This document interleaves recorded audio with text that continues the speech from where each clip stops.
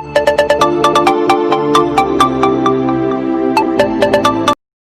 है आप सभी का आपके YouTube चैनल जैन सर में। जैसा कि हमारी बात और हमारी चर्चा चल रही है संस्कृत व्याकरण के कारक प्रकरण पर और षष्ठी विभक्ति संबंध कारक तक हमारी बात हो चुकी है। आप हमारी प्लेलिस्ट में जाकर वीडियोस देख सकते हैं। आज हमें बात करना है सप्तमी विभक्ति अधिकरण कारक की। अधिकरण कारक को परिभाषित करते हुए आचार्य पाणिनि ने एक सूत्र बताया, आधारो अधिकरण। आधारो अधिकरण, इस सूत्र के माध्यम से उन्होंने अधिकरण को परिभाषित किया कि आधार को ही अधिकरण कहते हैं। आधार का मतलब है कि वेश, किसी भी वस्तु या किसी भी व्यक्ति का वेश। वेश का मतलब होता है आधार। जैसे मैंने कहा आपसे कि मेज पर पुस्तक रखी है, तो पुस्तक का जो आधार है वो मेज हो गई। तो किस वेश पर या किस आधार पर रखी है? मेज के आधार पर रखी। अब आधार क्या है? चाहे कर्ता का हो या कर्म का। आधार कर्ता और कर्म किसी का भी हो सकता है। तो हमें ध्यान रखना है कि कर्ता का या कर्म का किसी का भी आधार हो, हमें उससे मतलब नहीं है। केवल आधार होना चाहिए, तो वहां पर कौन सा अधिकरण कारक लगाया जाएगा। अब आधार को भी 3 भागों में विभाजित किया गया है। पहले औपश्लेषिक आधार, वैश्विक आधार और अभिव्याप्य आधार। इन तीनों प्रकार की कंडीशंस पर आधार पता लगेगा और आधार को देखकर हमें अधिकरण कारक लगाना है। ठीक है, तो सबसे पहले बात करते हैं औपश्लेषिक आधार की। इसका मतलब है कि यह जो है वो अल्पकाल के लिए होता है। औपश्लेषिक का मतलब होता है एक तरह से वस्तु का चिपकना, नजदीक आकर चिपकना। तो यहाँ पर क्या है, यहाँ पर जो कंडीशन है वो काय के लिए है कि वो अल्पकाल के लिए होगी। जहां पर भी हमें अल्पकाल के लिए कंडीशंस दिखे या किसी चीज का आधार हमें अल्पकाल के लिए व्याप्त हो, तो वहां पर औपश्लेषिक आधार से अधिकरण कारक होगा। जैसे बालकः कटे आस्ते, मैंने यहाँ लिख रखा है बालकः कटे आस्ते, मतलब बालक चटाई पर बैठा है। अब बालक चटाई पर बैठा है तो वो हमेशा वहीं चटाई पर नहीं बैठा रहेगा, वो कुछ समय के लिए या अल्पकाल के लिए वहां पर बैठा, वो कभी भी उठकर वहां से जा सकता है। तो वहां पर कौन सा कारक होगा? अधिकरण कारक होगा। लेकिन वहां पर आधार क्या है?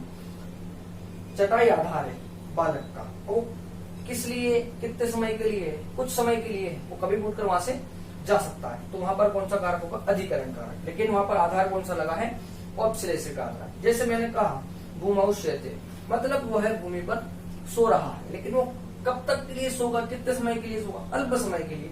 तो जहां पर भी अल्पकाल के लिए किसी आधार को व्यक्त किया गया हो, तो वहां पर कौन सा औपश्लेषिक आधार और अधिकरण कारक लगाया जाएगा। उसके बाद दूसरे नंबर पर है वैश्विक आधार। वैश्विक आधार का मतलब है विचारगत आधार, या फिर यूं कहें कि विषय से संबंधित आधार। जहां पर भी विचार भ्रमण वाली बात की गई हो या विषय से संबंधित कोई बात की गई हो, तो वहां पर अधिकरण कारक लगाया जाएगा। जैसे मैंने लिखा मोक्ष इच्छा अस्ति, मतलब मोक्ष की इच्छा है, मोक्ष प्राप्त करने की इच्छा है। तो यहाँ पर ये मोक्ष जो है ये हमारा विषय है, ये हमारा विचारगत बात है, या हम इसको विषय मान रहे हैं।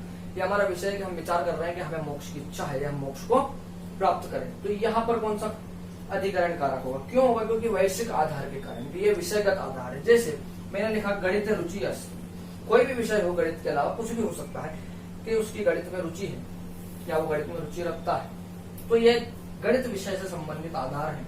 विषय से संबंधित आधार है तो वैश्विक आधार है। और यहाँ पर कौन सा कारक लगेगा? अधिकरण कारक। बात इतनी सी है कि जहां पर भी विषय से संबंधित बात की गई हो, रुचि से संबंधित बात की गई हो, विचार विमर्श वाली बात की गई हो, तो वहां पर कौन सा वैश्विक आधार के अनुसार अधिकरण कारक होगा। उसके बाद तीसरे नंबर पर है अभिव्याप्य आधार। अभिव्याप्य आधार का मतलब है कि आधार आधे में पूरी तरह से व्याप्त हो। जहां पर भी बात की गई हो तो आधार जो है वो आधे में पूरी तरह से व्याप्त हो जाए, तो वहां पर कौन सा अभिव्याप्य आधार होगा और अधिकरण कारक होगा। जैसे तिलेषु तेलम अस्ति, मतलब कि तिल में ही तेल है। अब तिल में ही तेल है तो तिल का एक दाना अगर हम लें और यूं कहें कि उसके कुछ भाग में तेल है और कुछ भाग में नहीं है, ऐसा तो होता नहीं है। वो उसमें पूरी तरह से व्याप्त है, उस पूरे दाने में ही तेल है। तो जब आधार आधे में पूरी तरह से व्याप्त होगा तो वहां पर अभिव्याप्य आधार होगा और अधिकरण कारक वहां पर भी लगाया जाएगा। जैसे सर्वास्मिन् आप्ता अस्ति, मतलब आत्मा सभी जगह है या आत्मा सभी में है।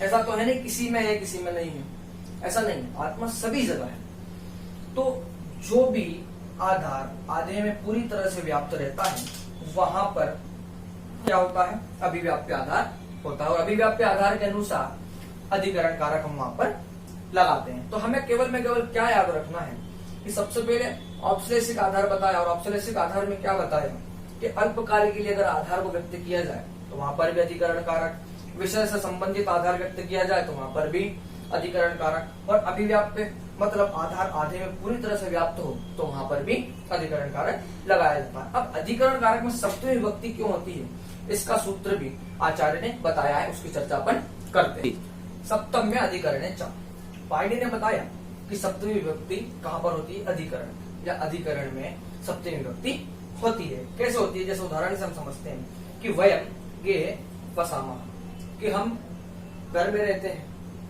तो हम घर में रहते हैं तो हमारा जो आधार है वो क्या है, घर है। कहां पर रहने की बात हो रही है, घर में रहने की, तो हमारा आधार क्या हो गया, घर। तो यहाँ पर गे है, यहाँ पर कौन सी विभक्ति है, सप्तमी विभक्ति है।